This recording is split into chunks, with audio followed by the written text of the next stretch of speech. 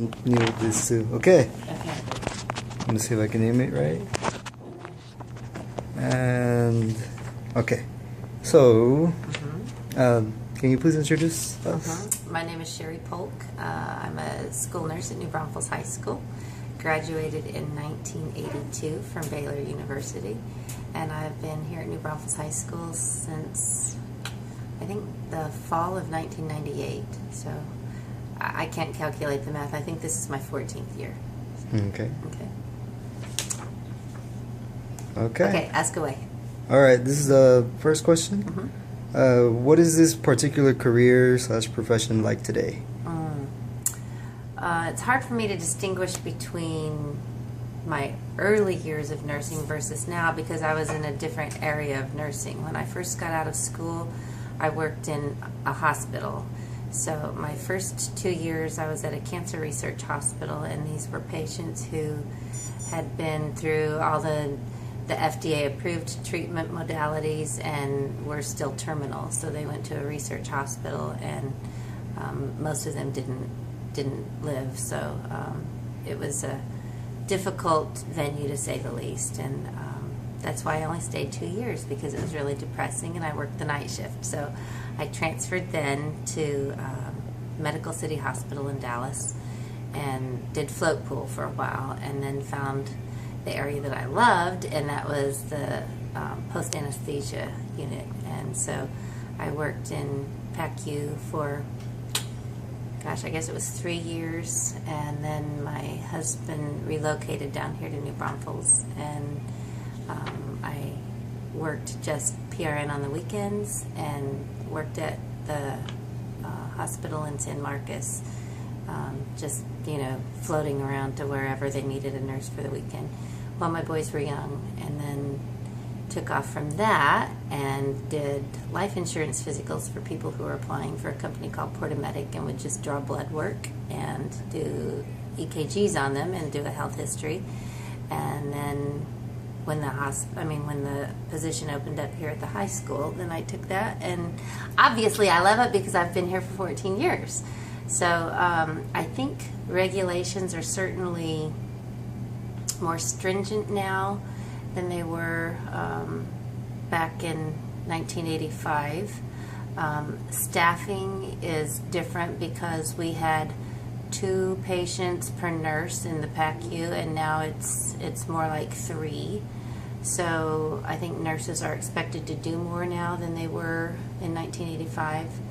And the computer charting, we had flip charts in 1985, which I found much less cumbersome. You would look for the tab, turn to the page that you needed, write your notes, and be done with it. And now everything's computerized, and for people like y'all with young brains, it works great, but for people with me with old brains, it's very cumbersome.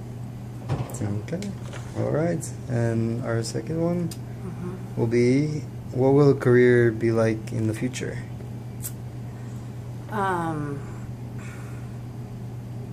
I think with government health care becoming mandated, that there are going to be more responsibilities for nurses. I think that you're going to end up having higher patient to nurse ratios than we've had in the past, because the hospitals are going to try every way that they can to make a dollar, which is their business.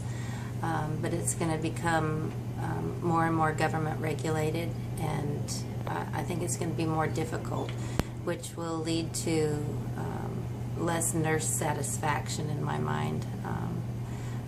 Generally, nurses are very happy with their jobs, but I think that as time goes on, it's a really rigorous job, especially with 12-hour days, and your jobs don't end after 12-hour days in the hospital, because you're ending up spending 2 more hours completing your charting after you've finished your actual work. The nursing work is difficult enough, but the patient care is what you're invested in, and that's the fun part of it. But the charting is terrifically cumbersome, and if it's not charted, it's not done, which is not always the case, but that's the way it stands up in a court of law. So I think that there's going to become more and more regulations that are required, and I think because of that, then the unions are going to become stronger, and to me that's just not as appealing. So that's what I foresee coming. Okay.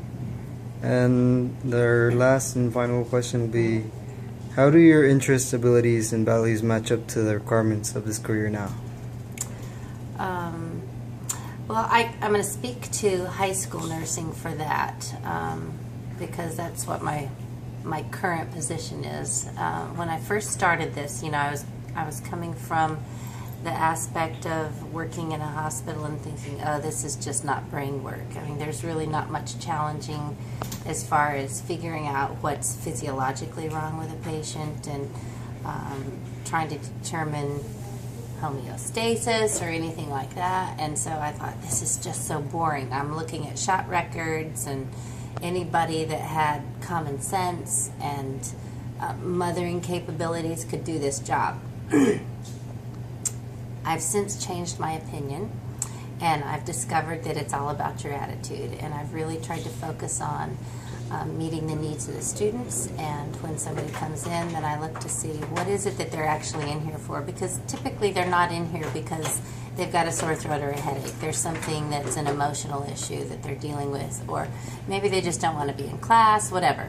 So if you can sort of sort that out, then it makes it easier to address some of the emotional components. There are a lot of very needy students that don't have maybe the most terrific home life. And so if I look at it that way, it makes my job certainly much more satisfactory. And I've been blessed to have a terrific home life that I grew up in, and a very stable marriage. And so I go home to a happy household, and that makes it easier for me to come to work and be able to give what I think are common sense values and applications to kids that maybe don't get so much of that at home.